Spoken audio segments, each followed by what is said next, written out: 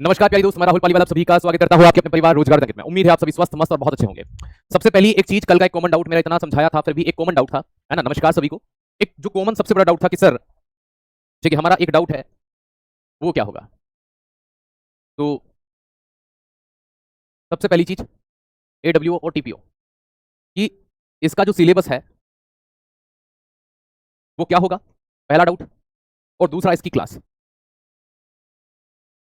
कल मैंने आपको एक चीज बताई थी, एक कॉमन डाउट था आपका। मैंने कल लगभग 30-35 आपके टेक्स्ट देखे, उनमें एक कॉमन डाउट जो सबसे था वो यही था। ठीक है, अगर आप सभी दोस्त जुड़ चुके हैं और आपका ये कॉमन डाउट था, वेरी गुड आफ्टरनून, नमस्ते। नमस्ते, मैं बिल्कुल ठीक हूं, बिल्कुल जोरदार जबरदस्त और मस्त हूं, बिल्कुल आप ही की तरह। ठीक है, हेलो। तो एक ये कॉमन डाउट, एक चीज, एक तो ये डाउट हो गया आपका सबसे पहले, है ना। एक दूसरा डाउट कि सर, क्या हम यहां जो केमिस्ट्री पढ़ रहे हैं, ठीक है, यहां जो हम केमिस्ट्री पढ़ रहे हैं, क्या इससे दिल्ली पुलिस का काम होगा। तो भैया दिल्ली पुलिस में तो पढ़ ही रहे हैं, ठीक है, दिल्ली पुलिस के लिए आप तो पढ़ रहे हैं, ठीक है, तो दिल्ली पुलिस का काम हो जाएगा। ठीक है, या फिर सीधा लिख लेते हैं, ठीक है, बहुत सारे पॉइंट्स लिखने हैं इसमें, तो दिल्ली पुलिस। एक बच्चे का डाउट था, sir Uttar Pradesh UPP police हो जाएगा क्या। बिल्कुल हो जाएगा। सर जीडी की केमिस्ट्री का काम हो जाएगा क्या। बिल्कुल हो जाएगा। सर एसएससी की अन्य एग्जाम के लिए, तो कुछ की मैं बात छोड़ देता हूं, जैसे कि आप सीएचएल या सीजीएल के लिए जाते हैं। प्यारी दोस्त, अगर आप, मैं आपसे कहता हूं दिल्ली पुलिस का भी केमिस्ट्री से काम होगा, उत्तर प्रदेश का भी काम होगा, या फिर आप किसी अन्य स्टेट कांस्टेबल की तैयारी करते हैं, तो अन्य स्टेट कांस्टेबल के लिए भी या पुलिस के लिए भी ये क्लास फायदेमंद रहेगी। यही पढ़ना है, कोई अलग से नहीं पढ़ना। ठीक, जो नॉर्मली आर्मी वाली बात करते हो आप, तो आर्मी के लिए भी आपको इतना ही पढ़ना है। ठीक है, आर्मी के लिए भी इतना ही पढ़ना है। एमटीएस की अगर बात करते हो, सर एसएससी एमटीएस का काम हो जाएगा, हाँ हो जाएगा। सुनो मेरी बात, एक बार पढ़ो, अच्छे से पढ़ो, सबका काम। मैं आपके सारे डाउट क्लियर करने के बाद क्लास शुरू करूंगा आज, ठीक है, क्योंकि ये बहुत एक जो एक कॉमनली था ना, ये वो चीज है। तो ऐसी लगभग हर स्टेट जहां पर साइंस जीएस के तौर पर पूछा जाता है, वहां सब में काम हो जाएगा। सिर्फ मैं एक एग्जाम को यहां पर काउंट नहीं करूंगा दोस्त, वो याद रखिएगा, रेलवे।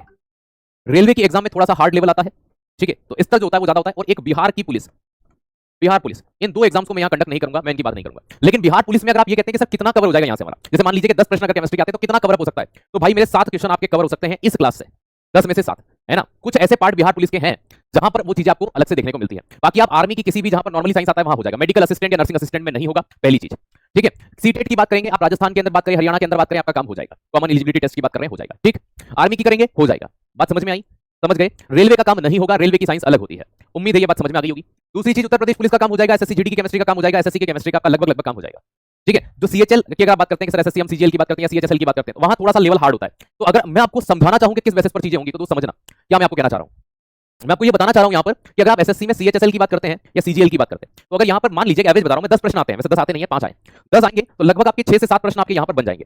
3-4 क्यों नहीं बनेंगे, क्योंकि उनका लेवल होगा। हां, सीपीओ भी इसी में काउंट हो जाएगी बेटा, सीपीओ भी इसी में काउंट हो जाएगी, सीएचएसएल सीजीएल और सीपीओ, यहां थोड़ा सा स्तर हार्ड हो जाता है, जैसे कि आईयूपीएससी नाम वगैरह। तो मैं एंड में आपको बता दूंगा कि आप और क्या एक्स्ट्रा तैयारी करें तो क्या होगा। ठीक है, एमपी पुलिस का भी काम हो जाएगा, झारखंड पुलिस का काम हो जाएगा, छत्तीसगढ़ पुलिस का काम हो जाएगा, राजस्थान पुलिस का काम हो जाएगा। ठीक, किसी भी स्टेट का, सिर्फ बिहार पुलिस के लिए मैंने आपको बता दिया है कि क्या चीजें थोड़ी सी आपकी अलग रहेंगी। उम्मीद है ये चीजें आप क्लियर हो चुके होंगे। अब जो सबसे बड़ा डाउट, ठीक है, जो सबसे बड़ा डाउट था आपका वो ये था, सर एडब्ल्यूटीपीओ का सिलेबस क्या है और इसकी क्लास कब से चलेगी। आ जाए इस पे। अरे बेटा जीडी मैंने लिखकर बोल दिया है कि जीडी की केमिस्ट्री का काम हो जाएगा। अब फिर बार-बार पूछने पर ऐसा होता है क्या कि आपको या तो लिखा हुआ या सुनाई नहीं दे रहा है, तो फिर मैं कैसे एक्सप्लेन करूंगा। अगर आपका कमेंट देखकर ही फिर मैं बोलूं कि हां जीडी का भी काम होगा, ठीक है, तो भैया सिंपल सी बात है। ओके, एमपीएसआई का काम हां हो जाएगा, हो जाएगा। यूपी पुलिस की केमिस्ट्री का काम हो जाएगा, यूपीएसआई का भी काम हो जाएगा। ठीक है, रेलवे का काम नहीं होगा। ग्रुप डी क्यों लिख रहे हो भाई, जब नहीं होगा मैं स्पष्ट क्लियर बता चुका हूं आपको। ठीक है, चलो बढ़ते हैं आगे। यूपीएससी बेटा, तुम कांस्टेबल से यूपीएससी की तैयारी करना चाह रहे हो, नहीं होगा। ठीक है, चलो पंजाब पुलिस हो जाएगा। इतनी केमिस्ट्री तो वहां पढ़नी पड़ेगी। देखो दोस्त, मैंने आपको दे दिया, अब आप हर एक पर्टिकुलर एग्जाम के बारे में मत कहिए। ठीक है, मैंने आपको जितना यहां बता दिया किस किस का काम हो जाएगा उनको नोटिस करिए, है ना। बाकी का आप सिलेबस देखिए, उसके आधार पर निर्धारित करिए। हर स्टेट पुलिस का काम हो जाएगा। क्या आप किसी भारत के अलावा पाकिस्तान पुलिस में है क्या, मुझे एक बात बताओ। स्टेट पुलिस का मतलब क्या होता है, हरियाणा के स्टेट है कि नहीं है, मध्य प्रदेश के स्टेट है कि नहीं है, हैं कैसी बात करते हो यार, इस स्टेट का होगा कि नहीं। मैंने स्टेट पुलिस आपको कवर कर दिया, बिहार छोड़कर, बिहार छोड़कर। ठीक है, अब बिहार के दूसरे बेस में पढ़ेंगे अपन, वहां थोड़ा सा डिफरेंस होता है। अब मैं एडब्ल्यूटीपीओ की बात करता हूं। मैंने कल आपको यहां सिलेबस डिस्कस किया था, भौतिक और रासायनिक परिवर्तन, physical and chemical changes, state of matter, मिश्रण, विलयन, ठीक है, परमाणु, अणु, धातु, अधातु, धातु, सूत्र और अम्ल, क्षार, लवण, मानव जीवन में रसायन, आवर्त सारणी, कार्बनिक रसायन और रासायनिक अभिक्रिया। ये 12 चैप्टर मैंने आपको बताए। इन 12 चैप्टर की अगर मैं आपसे बात करता हूं तो दोस्त याद रखिएगा, ठीक है, ये 12 चैप्टर हैं। अब बात आती है कि सर एडब्ल्यूटीपीओ की क्लास कब से, तो यही क्लास आपकी एडब्ल्यूटीपीओ में भी चल रही है। मैंने कहा था कल की क्लास में कि इतना आपको वहां भी पढ़ना पड़ेगा, इतना मतलब आप यही समझिए कि ये क्लास आपकी एडब्ल्यूटीपीओ के लिए भी है। अब मैं आपको यहां पर थोड़ा सा क्लियर कर देता हूं इसका सिलेबस, जो आपके आयोग ने ही दे रखा है वो ये रहा। देखो दोस्त, पहले आपका जनरल साइंस लिखा हुआ है, यहाँ केमिस्ट्री सेकंड वाले पार्ट में आते हैं। पहली चीज लिखिए रोजमर्रा के जीवन की केमिस्ट्री। अब रोजमर्रा के जीवन की केमिस्ट्री का टॉपिक मैंने यहाँ लिखा हुआ है, देखो कौन सा लिखा हुआ है, मैं यहाँ एडब्ल्यू लिख दूंगा पीछे, मानव जीवन में रसायन। रोजमर्रा में मानव ही तो उपयोग करेगा, तो ये आपका एडब्ल्यूटीपीओ में दिया गया है, तो ये हम यहाँ पर पढ़ेंगे। ठीक, अगला आता है इसके बाद में आमतौर पर इस्तेमाल होने वाले रसायन। ये भी यहीं पर आएगा कि किस केमिकल का कहां यूज करते हैं मानव जीवन में रसायन में। तो ये पूरा एक पार्ट हो गया आपका। महत्वपूर्ण उत्प्रेरक, कैटलिस्ट, ये वाला जो आपका पार्ट है कैटलिस्ट वाला, मैं आपको बता देता हूं कि आपको अलग से क्या पढ़ाऊंगा मैं। तो अलग से जो आपका एक टॉपिक चलेगा है ना एडब्ल्यूटीपीओ के लिए, ये सबसे लास्ट में कराऊंगा मैं, है ना, ये अलग से चलेगा, उसमें आएगा उत्प्रेरक, कैटलिस्ट, क्या आ जाएगा, कैटलिस्ट। तो ये एक हम बाद में पढ़ेंगे। चलिए आइए यहाँ पर, फिर आता है आपका प्रतिक्रियाएं मतलब रिएक्शन। आप यहाँ पर देखिए रासायनिक अभिक्रियाएं या प्रतिक्रियाएं, ये यहीं पर आता है इस वाले चैप्टर में, तो एडब्ल्यूटीपीओ। ये आपके सिलेबस में दे रखा है 12 में से। ठीक, फिर आते हैं रसायन के व्यावसायिक अनुप्रयोग। किस रसायन का उपयोग कहां किया जाता है? जैसे कि कोई एसिड है, उसका उपयोग कहां किया जाता है? तो रसायन के जो उपयोग होते हैं वो मैं आपको यहां पर करवाऊंगा, कहां पर? एसिड बेस और सॉल्ट के अंदर, है ना। तो भौतिक रासायनिक परिवर्तन ये कहां गया? ये यहां पर AWO TPO। तो किस केमिकल का, जैसे कि फॉर्मिक एसिड कहां यूज होता है, साबुन के अंदर किन केमिकल का उपयोग होता है, तो ये आप यहां से और यहां पर मिलाकर ये आपका टॉपिक पूरा होगा। सुन लो मेरी बात अच्छे से, समझ लो, उसके बाद कमेंट करना। मैं वैसे भी नहीं देख रहा हूं, मैं आपको एक्सप्लेन कर रहा हूं, सिलेबस एक्सप्लेन कर रहा हूं मैं आपका। ठीक है, दूसरी चीज, ठीक है, यहां आइएगा। दूसरी चीज मैंने आपको क्या बताई भैया, इसके बाद में रासायनिक और भौतिक परिवर्तन लिखा है, भौतिक और रासायनिक परिवर्तन, physical and chemical changes, chemical and physical changes लिखा हुआ है कि नहीं? ये टॉपिक था आपका कल का, भौतिक और रासायनिक परिवर्तन। ये टॉपिक आपका चल रहा है अभी, ठीक है। बस इसको डिस्कस करने के बाद पढ़ाऊंगा, इसको डिस्कस करने के बाद पढ़ाऊंगा, क्योंकि ये डाउट क्लियर नहीं होगा तो एक चीज ये बनी रहेगी आपकी। तो AWO TPO में ये टॉपिक आपका दे रखा है। ठीक बेटा, आर्मी में पढ़ रखा है, यहाँ पढ़ने की जरूरत है कि नहीं? मैंने कहा इस क्लास से कवर हो जाएगा। मुझे नहीं पता कि आपने पहले क्या पढ़ रखा है क्या नहीं पढ़ा, आपको ये क्लास करनी है। बाकी आपकी इच्छा है, मुझे आता है तो वो आपकी इच्छा है, आपकी दिक्कत है ना। मैंने वो पढ़ रखा है, मैंने ये कर रखा है, दोस्त मुझे नहीं पता ना आपने क्या पढ़ रखा है, आपको कितना आता है। मुझे ये पता है कि जो मैं कराऊंगा वो आपके पेपर के लिहाज से कराऊंगा, मुझे मेरा पता है, आपका नहीं। ठीक है, आइए यहाँ पर, यहाँ देखिएगा अगला आता है फिर इसके बाद में क्या? ठीक है, अम्ल, गंधक अम्ल, हाइड्रोक्लोराइड अम्ल, है ना। इन अम्लों के आधार पर जो प्रश्न होते हैं उनकी बात कर रहे हैं, डेफिनेशन बेसिस ऑफ एसिड। तो ये देखो यहाँ पर, ये अम्ल, क्षार और लवण, यहीं पर बात हो रही है एसिड और बेस की। इसमें हम एसिड के टाइप पढ़ेंगे, ये हो गया आपका, समझे। अगला फिर यहाँ पर क्या आता है? परमाणु संख्या, तत्व और उनके प्रतीक, परमाणु संख्या, एटॉमिक नंबर, ये आपकी पीरियोडिक टेबल में आते हैं सारे के सारे। ठीक है, और बचा हुआ परमाणु की बात कर रहा है, परमाणु अणु की, तो ये रहा आपका, यहाँ पर बात करेंगे बाकी की, परमाणु क्या होता है, अणु क्या होता है, कुछ डेफिनेशन आप यहाँ पर पढ़ेंगे। फिर आते हैं इस साइड में, अगली चीज क्या आती है? परमाणु संख्या, तत्व और उनके प्रतीक हो गए, इलेक्ट्रो रसायन। बस ये दो पार्ट आपको मैं अलग से कराऊंगा।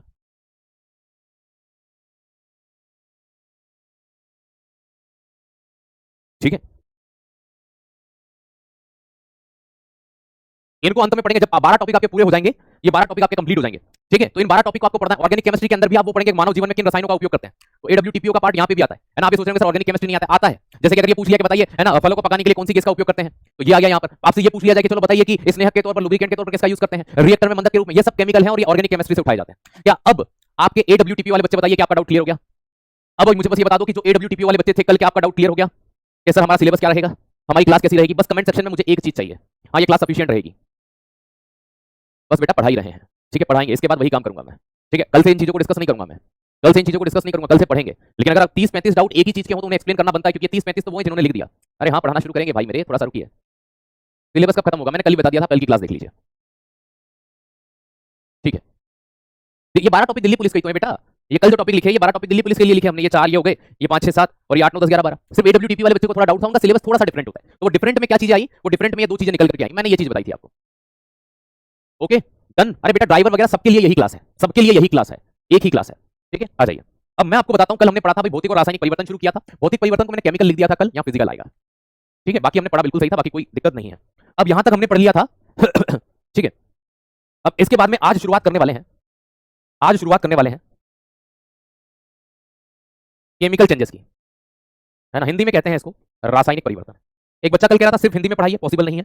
एक कह रहा था सर इंग्लिश में पढ़ाइए। बेटा हर टर्म इंग्लिश में लिखता हूं, जो चीजें मैं एक्स्ट्रा पूछता हूं आपसे वो नहीं हो सकता, याद रखिएगा। या जो हिंदी और इंग्लिश में सेम होते हैं मैं उन्हें किसी एक लैंग्वेज में लिखता हूं।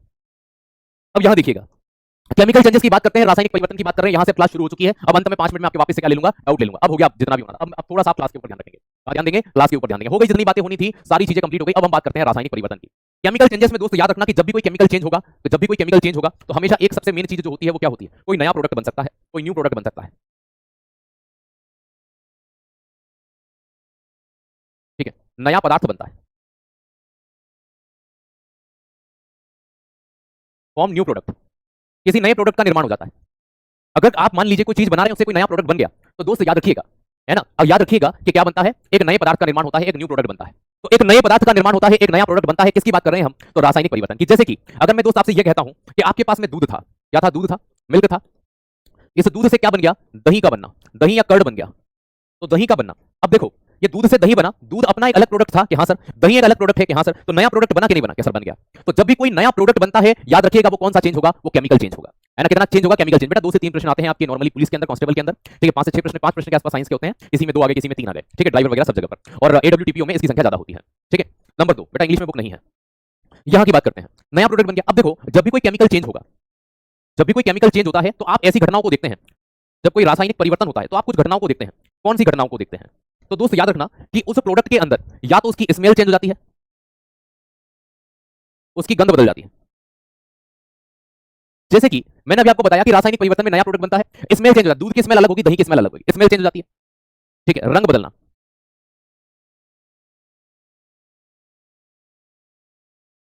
कलर का चेंज होना, रासायनिक परिवर्तन, जैसे लोहे में जंग लगा, लोहे में जंग लगा तो दोस्त याद रखिएगा, है ना, तो दोस्त याद रखना कलर बदल जाता हो, कलर बदल जाए तो यही चीज होगी, है ना, तो रंग बदलना, कलर बदलना, है ना, ये नॉन रिवर्सिबल होते हैं, ठीक है। ये अनुत्क्रमणीय प्रक्रम है। अनुत्क्रमणीय का मतलब क्या होता है, जैसे कि अगर दूध का दही बन गया तो दही से वापस दूध नहीं बन सकता, तो नॉन रिवर्सिबल होते हैं। रिवर्सिबल मतलब जो वापस आ जाए, ठीक है। तो ये चीज आप यहां पर ध्यान रखना बेटा, नोट्स तो आपको बनाने हैं। तो पहली चीज मैंने बताई कि कोई भी नया प्रोडक्ट नहीं बनता, सबसे मेन चीज क्या बदल जाती है, स्मेल चेंज हो जाए, कलर बदल जाए, रंग बदल जाए, तो ये घटनाएं जो आपको देखने को मिल रही है, ये क्या होती है। तो दोस्त याद रखना, ऐसी कंडीशन में भी हमें यहां पर जो चेंज दिखाई देता है वो चेंज कौन सा होता है, केमिकल चेंज होता है। आपने अभी 2 पॉइंट पढ़े, मैं तीसरा पॉइंट आपको और बताता हूं। कभी आपको अगर मान लीजिए केमिकल चेंज की बात की जाए, अगर वहां पर ऊष्मा उत्पन्न हो जाए, ऊष्मा का मतलब हीट, जैसे कि आग लग जाए किसी के अंदर, लकड़ी का जलना, है ना, आग का जलना, भाई आग कहीं पर जल रही है, जैसे मोमबत्ती जल रही है, ऊष्मा हीट हो जाए, या फिर वो चीज कभी लाइट जनरेट कर दे, प्रकाश उत्पन्न कर दे, वो खुद करनी चाहिए, प्रोड्यूस लाइट एंड हीट, ये हो जाए। ऐसी अगर चीजें देखने को मिलती है ना, तो दोस्त याद रखना वो कैसा होता है, वहां पर जो चेंजेस होते हैं वो नॉन रिवर्सिबल के तौर पर हम जानते हैं। और क्या पढ़ सकते हो आप यहां पर नंबर 4 पर, ठीक है। जैसे अभी आपने देखा, न्यू प्रोडक्ट बन जाए, नया पदार्थ बन जाए, रासायनिक परिवर्तन, वो अपना रंग बदल ले, वो अपनी गंध बदल ले, ये नॉन रिवर्सिबल होते हैं, अनुक्रमणीय होते हैं। लाइट या फिर क्या जनरेट हो जाए, प्रकाश उत्पन्न हो जाए, ये घटना हो सकती है। तो ये जो घटनाएं आपने यहां पर देखी, तो दोस्त ये चीजें यहां पर होती हैं। कैसे अवस्था बदल सकती है, रूप बदल सकता है, बिल्कुल, चेंज इन स्टेट, ये अपनी अवस्था को बदल सकता है,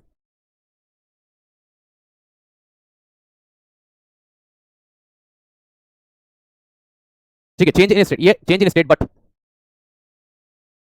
नॉन रिवर्सिबल, ये अवस्था बदलता है,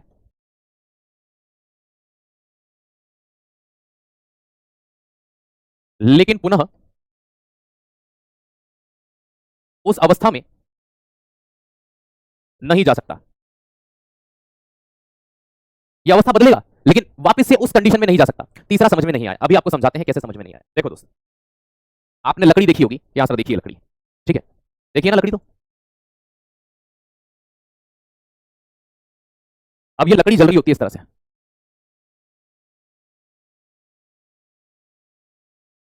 अब ये जहां आग लगी हुई है, ठीक है,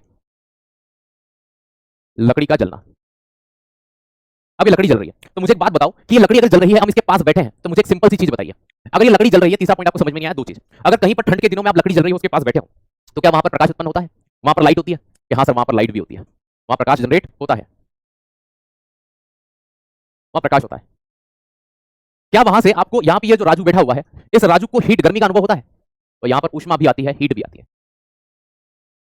तो कहीं पर जैसे पेट्रोल का जलना, किसी भी चीज का जलना हमेशा कौन सा चेंजेस होगा, तो ध्यान रखिएगा, किसी भी चीज का जलना हमेशा कौन सा परिवर्तन होगा, है ना, किसी भी वस्तु का जलना हमेशा, क्योंकि जलती हुई वस्तु या तो प्रकाश उत्पन्न करेगी या ऊष्मा उत्पन्न करेगी, या तो वो हीट दे रही होगी, जैसे पेट्रोल आपकी गाड़ी में जल रहा है, तो वहां पर हीट आ रही है लेकिन प्रकाश नहीं आ रहा, गर्म हो रहा है ना इंजन, हाँ सर, तो कौन सी एनर्जी हो गई भाई, कौन सा चेंज हो गया, केमिकल चेंज हो गया। पेट्रोल को खुले में जलाओगे तो वो आग में भटकेगा, प्रकाश और लाइट, है ना, याद रखिएगा, प्रकाश या लाइट या हीट या ऊष्मा दोनों जनरेट करेगा, केमिकल चेंजेस होगा, ठीक है। अब देखो मैं आपको बहुत सारे एग्जांपल लेता हूं, मैंने ये 4 चीजें पढ़ाई, मैंने ये 4 चीजें पढ़ाई। अब देखो दोस्त, आप एग्जांपल समझिएगा, उदाहरण समझिएगा, आप उदाहरण समझोगे तो आपको ये पॉइंट समझ में आएंगे। मेरे पढ़ाने का तरीका अलग है, मैं पहले जिस कारण से वो घटना घटित होती है उन पॉइंट्स को बताता हूं, जो बच्चे को इजीली माइंड में नहीं बैठते। लेकिन दोस्त मेरी गारंटी है कि अगर कोई इन 4 पॉइंट को समझ जाता है ना, उसका कभी भी आंसर कभी गलत नहीं हो सकता। समझना, अगर मैं आपको यहां पर एक एग्जांपल देता हूं फल का या फ्रूट का, किसका देता हूं, फल का देता हूं, फ्रूट का देता हूं। अब देखो, है ना, अगर हम फ्रूट की बात करते हैं, हम फल की बात करते हैं, अब फल के साथ में क्या क्या घटना हो सकती है, फल अपना रंग बदल सकता है, जैसे आम पहले हरा होता है फिर कैसा हो जाता है, पीला, तो कलर चेंज हो जाएगा। फल का पकना, अगर फल पक गया तो क्या होगा, फल का सड़ना, फल सड़ गया तो क्या होगा, ठीक है। अगर मान लीजिए ये 3 घटनाएं, अब देखो, अगर फल ने अपना कलर बदला, फल ने अपना कलर बदला, कौन सा चेंज है, केमिकल चेंज है, ठीक है। फल पक गया तो उसका क्या बदला, यहां पर टेस्ट बदला, कौन सा चेंज है। फल सड़ गया तो उसकी स्मेल बदलेगी, गंदे जो सड़े हुए फल होते हैं वो बासने लगते हैं, ठीक है। तो देखो, रंग बदलना, पकना और सड़ना, ये सारी चीजें आपने यहां पर देखी। मैंने अभी आपको क्या बताया, गंध बदलना, रंग बदलना और अनुक्रम, सड़ा हुआ फल वापस से अच्छा फल बन सकता है क्या, ये सारी चीजें मैंने आपको दूसरे नंबर में बताई थी, सेकंड में बताई थी, किसमें बताई थी, सेकंड में बताई थी। देखो यहां पर, तो यहां पर स्मेल चेंज हो गई, कलर बदल गया और नॉन रिवर्सिबल है, कभी पीले फल से वापस हरा फल नहीं बन सकता, येलो कलर का जो फ्रूट हो गया वो वापस से नहीं कन्वर्ट हो सकता। बात समझ में आई। अरे भाई ये लो पूरा लिख देते हैं एक, ठीक है, वहां ऊपर लिख दिया है, नीचे में शॉर्ट टर्म लिख देता हूं, लेकिन आपको ऐसा लगता है कि नहीं हमें तो, अगर आप अधूरा लिखोगे तो नहीं समझ में आएगा, तो मैं पूरे वर्ड लिख दूंगा, कोई बात नहीं। मुझे ऐसा लगता है कि आप समझदार हैं, आधे वर्ड में समझ जाते हैं, बहुत सी बार कलर को भी हम COL लिख के डॉट लगा देते हैं, लेकिन अगर आपको ऐसा लगता है कि नहीं पूरा ही लिखा जाए तो हम लिख देंगे, हमें कोई दिक्कत नहीं है, ठीक है। कलर डार्क कर लो, अरे भाई दिख तो रहा है इजीली, और कितना डार्क किया जाए, व्हाइट से ही तो पढ़ा रहे हैं, व्हाइट ब्लैक पे व्हाइट अच्छा नहीं दिखेगा तो कौन सा दिखेगा। अब देखो एक आपको बहुत अच्छा यहाँ पर जो आपका मोस्ट प्रोबेबल डाउट होता है, आपने अक्सर देखा होगा, अगर आपसे ये पूछा जाए, है ना, पहला पॉइंट, मेल्टिंग ऑफ वैक्स, मोम का पिघलना। अब मैं मोमबत्ती नहीं लिखूंगा क्योंकि इतने तो मैं जानता हूं कि आप समझदार हैं, मोम का पिघलना, ठीक है, बर्निंग ऑफ वैक्स, मोम का जलना। अब देखो, जब भी मोम मेल्ट होती है, पिघलती है, तो ये फिजिकल चेंज है, और मोम अगर जल रही है तो केमिकल चेंज है। अब यहां पर समझना, कभी भी ये दो पॉइंट पूछे कि मोम का पिघलना कौन सा है, मोम का जलना कौन सा है, लेकिन कभी इस तरह से प्रश्न आ जाए, है ना, कि जैसे कि ये मोमबत्ती है, ये वैक्स है आपका। अब ये मोम जलने के साथ इस डायरेक्शन में अगर आप मोम को देखोगे तो ये यहां से इस तरह से मेल्ट हो रही होती है, ठीक है। अब ये यहां पर क्या उत्पन्न कर रही है इस डायरेक्शन में, अगर आप देखोगे तो जलती हुई मोमबत्ती लाइट उत्पन्न करती है, लाइट या प्रकाश जनरेट करती है, थोड़ी बहुत हीट या उष्मा भी देती है। इसलिए जलती हुई मोमबत्ती, मोम का जलना, मोम का जलना दोस्त याद रखिएगा, है ना। ये कौन सा परिवर्तन हो गया। अब यहां साइड में देखो, ये साइड में ये क्या हो रही है, मेल्ट हो रही है। अब कुछ बोलेंगे सर मेल्ट क्यों लिखा, मेल्टिंग लिखी है, ये मेल्टिंग लिख दिया, गलना या पिघलना लिख लीजिए, ठीक है। अब ये पिघल रही है, पिघली हुई मोम कुछ देर बाद उसी अवस्था में लौट सकती है, क्या सर हो सकता है। तो ये कौन सा चेंज था आपका, ये आपका, है ना, मोम का पिघलना फिजिकल चेंज था, भौतिक परिवर्तन था, तो ये फिजिकल था। अब जब जलती हुई मोमबत्ती को देखते हैं,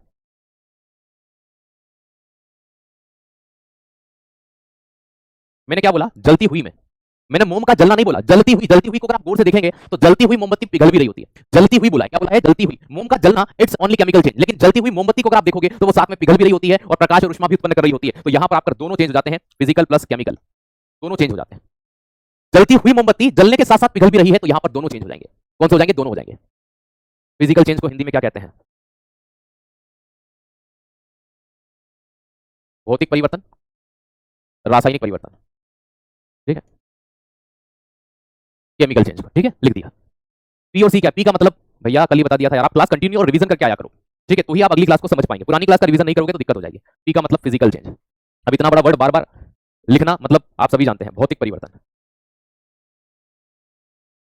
और सी का मतलब केमिकल चेंज, अर्थात रासायनिक परिवर्तन। अब एक वर्ड जो आपको बड़ा कंफ्यूज करता है दोस्त, वो आता है कैम्फर, कपूर। अब कपूर का उड़ना और कपूर का जलना, देखो कपूर अगर उड़ता है ना, तो कपूर का उड़ना, अगर कपूर ठोस होता है, सॉलिड होता है, तो सॉलिड से सीधा किस में चला जाता है, गैस में, और सॉलिड से गैस में जाने की घटना को क्या कहते हैं, सब्लिमेशन। ये कल मैं पढ़ा चुका हूं हिंदी में, ऊर्ध्वपातन। अब ठोस से गैस में बदला तो गैस से वापस ठोस में आ सकता है कि हाँ भैया आ सकता है, तो ये आपका कौन सा चेंज होगा, फिजिकल चेंज। कपूर जल गया, कोई चीज जलती है तो वो हमेशा कौन सा चेंज होती है, केमिकल चेंज होती है। कौन सा चेंज होती है, केमिकल चेंज होती है, ठीक है। आया समझ में, क्यों ऐसे बच्चे की तरह समझा रहे हैं, क्यों आप बच्चे नहीं है क्या, आप बच्चे नहीं है क्या, आप स्टूडेंट नहीं है क्या। आइए, अब हम कुछ नहीं कर सकते ना भाई, 50 बार अगर कोई कॉपी पेस्ट कर देगा और ऐसी चीजों को कहेगा, जो ऑब्वियसली बात है। चलिए अब मैं यहाँ पे बात करता हूँ खाने की, ठीक है, आप पी और सी में जवाब देना बस, जो फूड होता है मैं उसकी बात कर रहा हूँ। खाने का पकना, खाने का पचना, खाने का सड़ना, कौन सा परिवर्तन होता है, तो खाने का पकना केमिकल चेंज, खाने का डाइजेशन होना केमिकल चेंज, खाने का सड़ना केमिकल चेंज, ठीक है। खाने को कुक करना, पचना मतलब डाइजेस्ट करना, ठीक है, सड़ना मतलब सीधी सी बात है, आप जानते हैं, ओके। कपूर का उड़ना आपका फिजिकल है और जलना केमिकल है। जलती हुई मोमबत्ती में फिजिकल और केमिकल दोनों होंगे, फिजिकल चेंज केमिकल चेंज, बाकी आपके सभी सही है, ओके।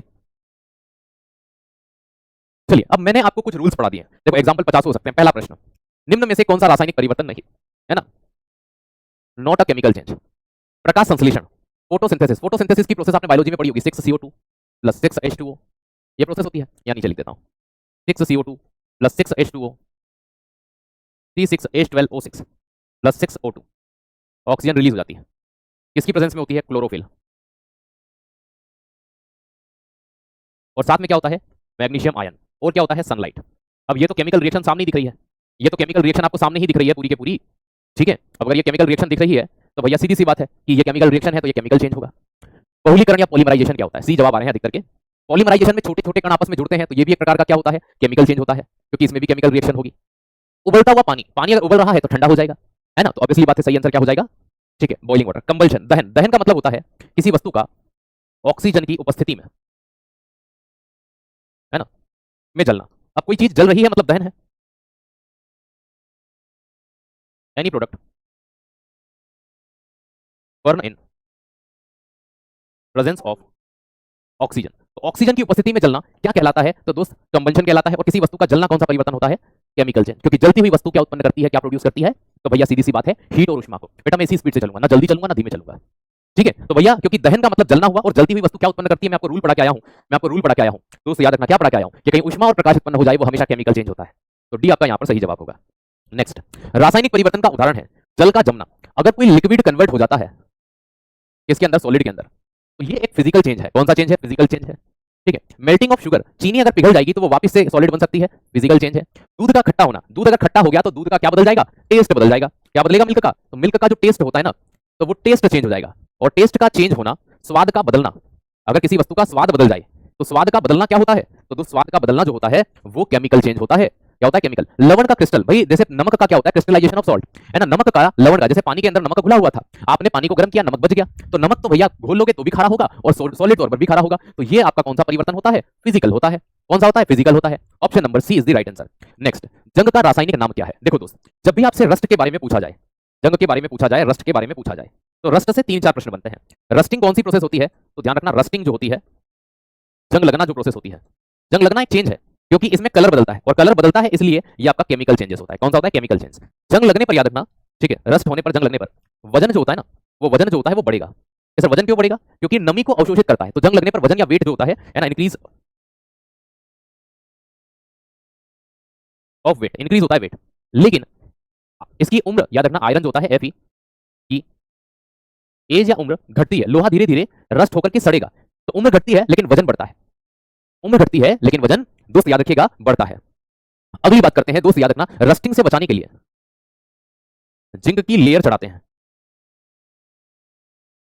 इसे गैल्वेनाइजेशन या गैल्वेनीकरण कहते हैं।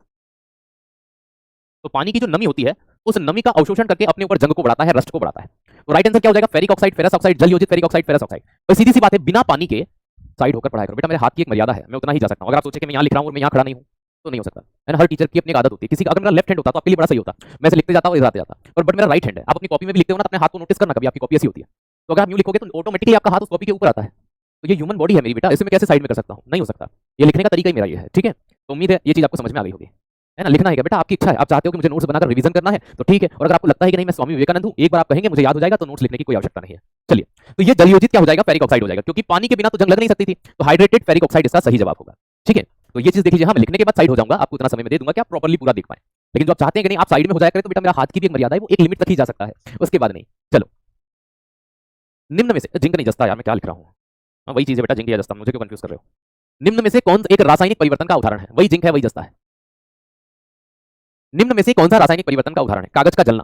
देखो जला है तो जलने की जो प्रोसेस होती है वो केमिकल चेंज होता है, मैंने आपको पहले ही बता दिया। क्योंकि कागज जलेगा तो थोड़ी देर के लिए लाइट करेगा उत्पन्न, ठीक है। देखो यहाँ पर नर्म लोहे का चुंबकित होना, है ना। चुंबकीय हो गया लोहा तो थोड़ी देर बाद चुंबकत्व खो देगा। दूसरा, जल में शक्कर का घुलना, पानी को फिर उबाल लो, शक्कर रह जाएगी, पानी जलवाष्प बन जाएगा, जलवाष्प फिर पानी बन जाएगी। तो ये आपका फिजिकल चेंज है, ये भी आपका फिजिकल चेंज है, ये केमिकल था ही सही। और जल में बर्फ के घनों का बनना, भाई जल से बर्फ बना लो, बर्फ से वापस से पानी बना लो, एक ही बात है, फिजिकल चेंज है। नेक्स्ट, कौन सी रासायनिक घटना है केमिकल चेंज इनमें से? ठीक है भाई, जल का जमकर बर्फ बनना, भाई अवस्था बदली है, फिजिकल चेंज।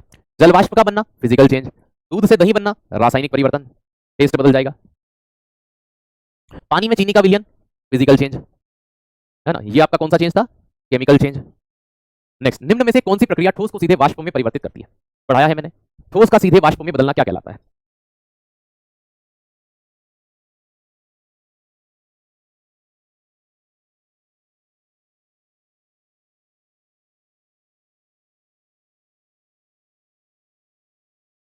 नीचेपन, डिपोजिशन। हाँ अब जवाब दो। अगर कोई ऊर्ध्वपातन, ऊर्ध्वपातन सब्लिमेशन में क्या होता है? कोई भी सॉलिड से सीधा किस में चला जाता है? गैस में। नीचेपन में क्या होता है? कोई गैस से सीधा किस में चला जाता है? सॉलिड में। वाष्पीकरण में कोई लिक्विड से किस में चला जाएगा? गैस में। संघनन में कोई गैस किस में कन्वर्ट हो जाएगी? लिक्विड में। तो राइट आंसर हमसे क्या पूछा था? ठोस से सीधे वाष्प में, सब्लिमेशन।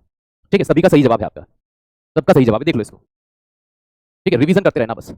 नेक्स्ट, मोमबत्ती का जलना निम्न में से किस प्रकार का परिवर्तन है? देखो पहले इस प्रश्न को जवाब देने से पहले ये वाली चीज को अच्छे से पढ़ लो, इस चीज को अच्छे से पढ़ लो, इसको अच्छे से पढ़ लो। मैं नहीं चाहता कि आप गलत करें उसे, इसको अच्छे से पढ़ लो, ठीक है। किसका जवाब क्या बनेगा? मैंने 3 जवाब बताए हैं आपको, कब कौन सा जवाब बनेगा देख लिया अच्छे से। अब इसके जवाब पर आ जाओ।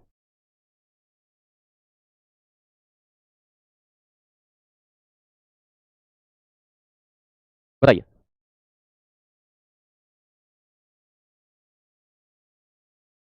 बहुत बढ़िया, right answer only chemical change, क्योंकि केवल रासायनिक परिवर्तन। क्यों? क्योंकि इन्होंने पूछा है मोमबत्ती का जलना, सिर्फ जलने की प्रोसेस पूछी है। ठीक है, अगर ये बोलते जलती हुई मोमबत्ती में कौन सा परिवर्तन होता है, जलती हुई की बात करते हैं, जलती हुई पिघलती भी है, तो जलती हुई की बात करते हैं तो फिजिकल एंड केमिकल बहुत होते हैं। ओके, फिजिकल एंड केमिकल, सिर्फ जलने की बात करिए, पिघलने की बात नहीं करिए। जलती हुई बोलते, जलना पूछा है, बर्न होना, किसी भी चीज का जलना आपका रासायनिक परिवर्तन होगा। चलिए, निम्न में से कौन सा रासायनिक परिवर्तन का उदाहरण है? बर्फ का जमना, फिजिकल। बर्फ का पिघलना, फिजिकल। लकड़ी का जलना, जला है ना, तो जलना कौन सा परिवर्तन होता है? रासायनिक परिवर्तन होता है। किसी भी चीज का जलना, क्योंकि जलती हुई चीज प्रकाश उत्पन्न करेगी। क्या करेगी? प्रकाश उत्पन्न करेगी। नेक्स्ट, रासायनिक परिवर्तन के लिए गलत कौन सा है? यह उत्क्रमणीय परिवर्तन है, बिल्कुल गलत है। ठीक है, इट्स रिवर्सिबल। भैया केमिकल चेंज जो होता है ना, ये नॉन रिवर्सिबल है, नॉन रिवर्सिबल, अनुत्क्रमणीय है, अनुत्क्रमणीय है, नॉन रिवर्सिबल है। अगला, रासायनिक परिवर्तन के साथ क्या होता है? केमिकल चेंज के साथ क्या होता है? नए प्रकार के पदार्थ का निर्माण होता है, बिल्कुल सही है, नया प्रोडक्ट बनता है।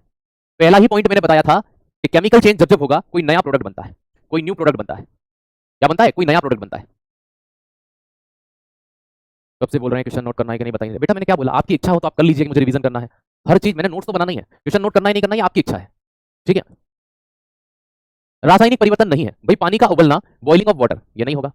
जलना, दूध का खट्टा होना, कोयले का जलना, जलना हमेशा केमिकल चेंज होगा, केमिकल होगा, केमिकल होगा, ये आपका फिजिकल होगा।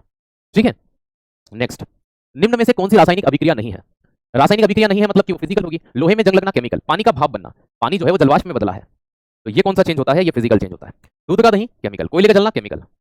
इसी के साथ आपके एमसीक्यू कंप्लीट हुए। आउट ऑफ 12 आपके कितने सही हुए कमेंट सेक्शन में बताइए जल्दी से।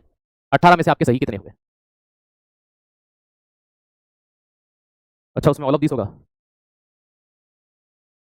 हाँ, इसमें नीचे पढ़ाई नहीं अपन ने, उपयुक्त सभी होगा इसमें, ऑल ऑफ दिस होगा। ये देखो, जल्दी नहीं करना, मैंने नीचे के ऑप्शन पढ़े नहीं थे, जबकि नीचे के भी सारे सही हैं। मुझे लगा कोई एक सही होगा। चलिए, ऑप्शन डी सही होगा, ऑल ऑफ दिस।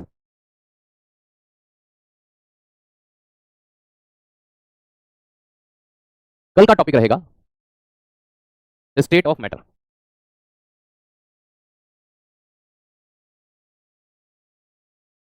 पदार्थ की अवस्था। थैंक यू भाई। 12 में से कितने सही हैं? तो 17 जवाब दे रहे हैं।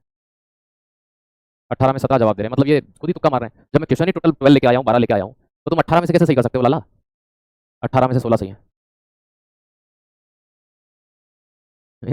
इनको कहते हैं कि नकल में भी अकल चाहिए। कैसी लगी क्लास जल्दी से बता दीजिए। आज की क्लास यहीं पे समाप्त होती है। Thank you so much.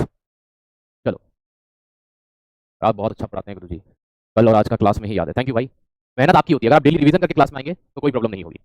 Thank you so much. और AWTP वाले के लिए मैंने कंप्लीट जानकारी इसमें दे दी है, दोबारा रोज की रोज ना पूछेगा, मैं जवाब नहीं दूंगा इस चीज़ का। ठीक है, सिलेबस पूरा एक्सप्लेन किया है क्लास नंबर 2 के अंदर। इंग्लिश में भी बेटा, कौन सी चीज़ इंग्लिश में नहीं लिखी? क्या पूछना है आपको इंग्लिश में, बताओ मुझे। अब आप ये बोल रहे हो कि आप बोलो भी इंग्लिश में ही, तो वो पॉसिबल नहीं है। ठीक है, हम जितना लिमिटेड हो सकता है उतना दोनों बोल रहे हैं।